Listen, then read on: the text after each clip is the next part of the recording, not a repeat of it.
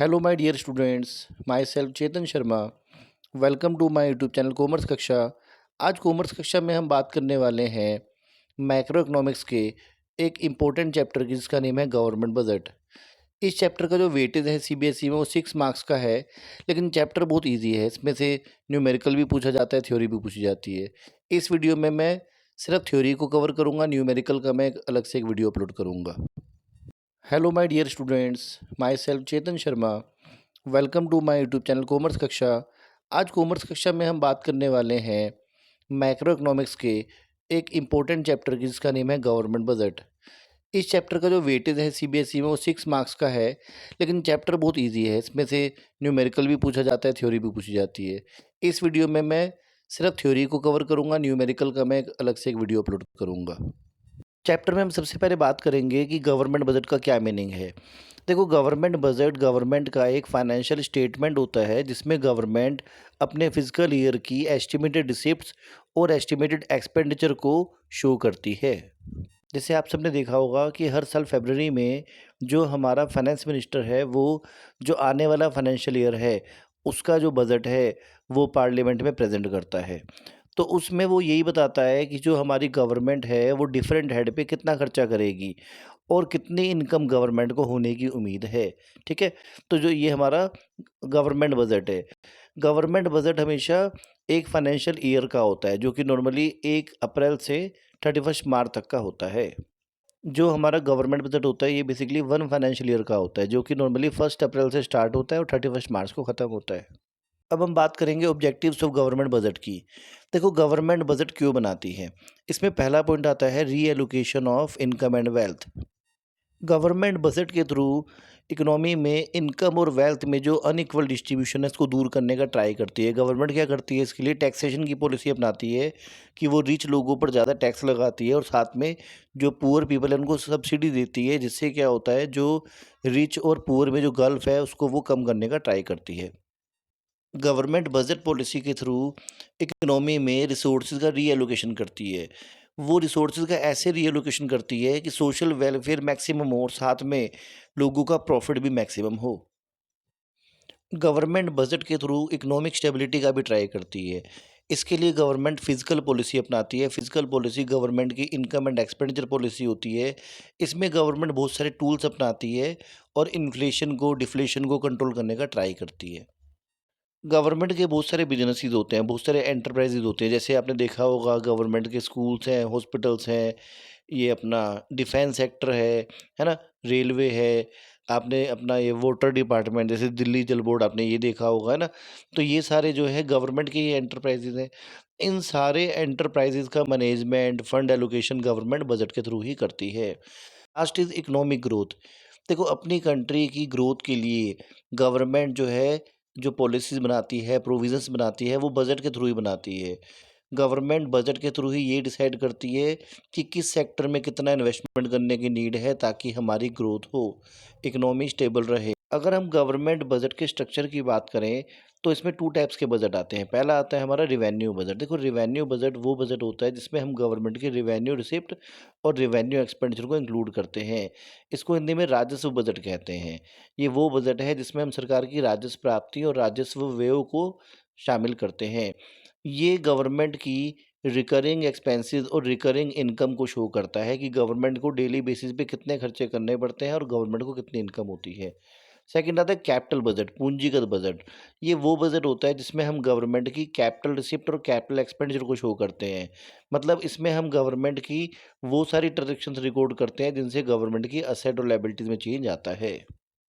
Next topic is budgetary receipt, बजटीय प्राप्तियां। देखो, बजटरी रिसिप्ट क्या है, हमारी गवर्नमेंट को एक फाइनेंशियल ईयर में सारे सोर्सेज से जो टोटल पैसा आना है, जो टोटल पैसा मिलना है, उस टोटल आने वाले पैसे को हम बोलते हैं बजटरी रिसिप्ट। मतलब बजटरी रिसिप्ट ये शो करता है कि गवर्नमेंट को सारे सोर्सेज से टोटल कितनी इनकम होनी है, कितना पैसा आना है। इसको हम ऐसे भी लिख सकते हैं कि budgetary receipt is a sum of revenue receipt and capital receipt. की जो बजटीय प्राप्तियां हैं वो राजस्व प्राप्तियों और पूंजीगत प्राप्तियों का योग है। सो इट मीन्स जो हमारा बजटरी रिसिप्ट होता है इसमें 2 टाइप की रिसिप्ट्स आती हैं। इसमें फर्स्ट आती है हमारी कैपिटल रिसिप्ट, सेकंड आती है रिवेन्यू रिसिप्ट। अब सबसे पहले हम बात करेंगे रिवेन्यू रिसिप्ट की, राजस्व प्राप्तियों की। देखो, रिवेन्यू रिसिप्ट गवर्नमेंट की वो रिसिप्ट होती हैं जिनसे ना तो गवर्नमेंट की लायबिलिटी बढ़ती है, ना ही गवर्नमेंट का कोई एसेट घटता है। ठीक है? मतलब ना तो सरकार ने उधार लिया और ना ही सरकार ने अपने कोई एसेट्स का सेल किया। तो जो गवर्नमेंट को रिसिप्ट्स होगी वो गवर्नमेंट की रिवेन्यू रिसिप्ट है। जैसे गवर्नमेंट को हम टैक्स देते हैं, फीस देते हैं, लाइसेंस फीस दे रहे हैं, फाइन दे रहे हैं, डोनेशन दे रहे हैं, तो इन इनकम से क्या होगा? जैसे आपने अगर गवर्नमेंट को टैक्स दिया, तो क्या गवर्नमेंट ने आपसे पैसे उधार लिए हैं? नहीं।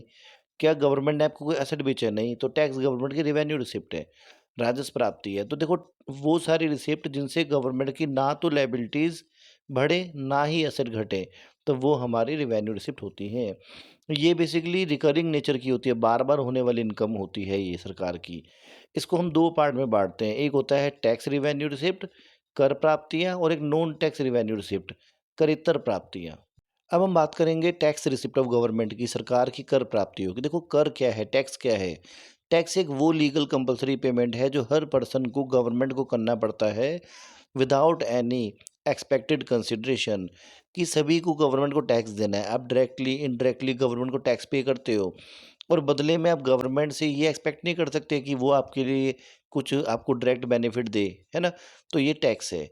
तो टैक्स एक लीगल कंपल्सरी पेमेंट है जो हर पर्सन गवर्नमेंट को देता है, कंपनीज गवर्नमेंट को देती है without without any direct benefit. Taxes को हम 2 पार्ट में बाँटते हैं, एक होता है हमारा डायरेक्ट टैक्स, एक होता है इनडायरेक्ट टैक्स।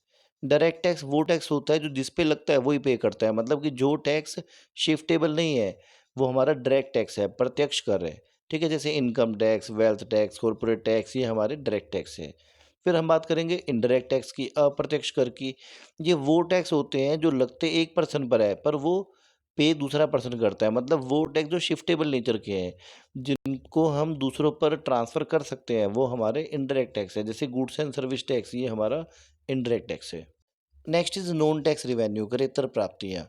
देखो, गवर्नमेंट को टैक्स के अलावा जो बाकी सारी रिवेन्यू रिसिप्ट मिल रही हैं, वो सरकार की नॉन टैक्स रिवेन्यू रिसिप्ट हैं, करेत्तर प्राप्तियाँ हैं। मतलब कि गवर्नमेंट को रिवेन्यू रिसिप्ट हुई, उनमें टैक्सेस है, फीस है, एसचिट है, स्पेशल असेसमेंट है, बहुत सारी गवर्नमेंट की रिवेन्यू रिसिप्ट है।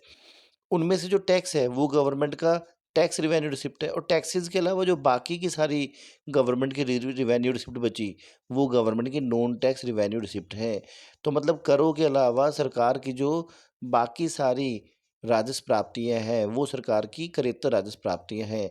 जैसे इसमें फर्स्ट पॉइंट है फीस, कि हम देखो गवर्नमेंट से बहुत सारी सर्विसेज लेते हैं, और उन सर्विसेज के बदले में जो हम गवर्नमेंट को फीस देते हैं, वो गवर्नमेंट की नॉन टैक्स रिवेन्यू रिसिप्ट है। लाइसेंस एंड परमिट, जैसे अगर आप गवर्नमेंट से ड्राइविंग लाइसेंस ले रहे हो, तो बदले में उनको फीस देनी पड़ेगी, है ना? और भी बहुत सारे लाइसेंस लेने के लिए, परमिट लेने के लिए आपको गवर्नमेंट को फीस देनी पड़ती है। तो जो लाइसेंस एंड परमिट लेने के लिए जो गवर्नमेंट को पैसा दे रहे हो, वो गवर्नमेंट का नॉन टैक्स रिवेन्यू रिसिप्ट है। फाइन एंड पेनल्टीज़, कि अगर हम कोई कानून तोड़ते हैं तो बदले में हमें सरकार को फाइन एंड पेनल्टीज़ देनी पड़ती हैं। तो जो हम गवर्नमेंट को फाइन दे रहे हैं वो गवर्नमेंट की रिसिप्ट है। ये टैक्स नहीं है, तो ये नॉन टैक्स रिवेन्यू रिसिप्ट है। फिर income from public enterprises, government के बहुत सारे बिज़नेस होते हैं। गवर्नमेंट को जब इन बिज़नेसेस से प्रॉफ़िट होता है, इनकम होती है, तो वो गवर्नमेंट की नॉन टैक्स रिवेन्यू रिसिप्ट है। स्पेशल असेसमेंट, विशेष मूल्यांकन, देखो गवर्नमेंट ना बहुत सारे डेवलपमेंटल एक्टिविटीज़ करती है, उन डेवलपमेंटल एक्टिविटी से जब हमें प्रॉफिट होता है, तो गवर्नमेंट उस प्रॉफिट पर कुछ चार्ज लगाती है, उस चार्ज को हम बोलते हैं स्पेशल असेसमेंट। ठीक है? तो ये भी गवर्नमेंट की इनकम है, और ये टैक्स नहीं है, तो ये नॉन टैक्स रिवेन्यू रिसिप्ट है। लास्ट आता है एसचिट। एसचिट क्या होता है कि जब कोई पर्सन जो है, जिसकी डेथ हो जाती है और उसका कोई एग्जीक्यूटर नहीं होता, तो गवर्नमेंट उसकी जो प्रॉपर्टी है उसको फॉरफिट कर लेती है, जब्त कर लेती है, तो उसको बोलते हैं एसचिट। ठीक है? मतलब जो लावारिस संपत्ति है, लावारिस लावारिस संपत्तियों से गवर्नमेंट को जो इनकम होती है, वो गवर्नमेंट की नॉन टैक्स रिवेन्यू रिसिप्ट होती है। अब हम बात करेंगे गवर्नमेंट की कैपिटल रिसिप्ट्स की। देखो, कैपिटल रिसिप्ट्स पूंजीगत प्राप्तियां कौन सी होती हैं? कैपिटल रिसिप्ट गवर्नमेंट की वो रिसिप्ट होती है जिनसे गवर्नमेंट की या तो लायबिलिटीज़ बढ़ती हैं, या फिर गवर्नमेंट के असेट घटते हैं, कि या तो गवर्नमेंट ने अपना कोई असेट बेच दिया, डिसइन्वेस्टमेंट कर दिया, है ना?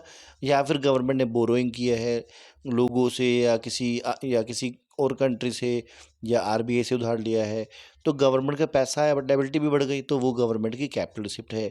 इसके एग्जांपल भी यही हैं, बोरोइंग है, डिसइन्वेस्टमेंट्स है ना? अब हम बात करेंगे बजटरी एक्सपेंडिचर की। देखो, हमारी गवर्नमेंट का एक अकाउंटिंग ईयर का जो टोटल एस्टिमेटेड एक्सपेंडिचर है ऑन वेरियस हेड्स, उसको बोलते हैं बजटरी एक्सपेंडिचर। मतलब सरकार का एक वित्तीय वर्ष में विभिन्न मदों पर होने वाला अनुमानित जो व्यय है वो हमारा बजटीय व्यय है।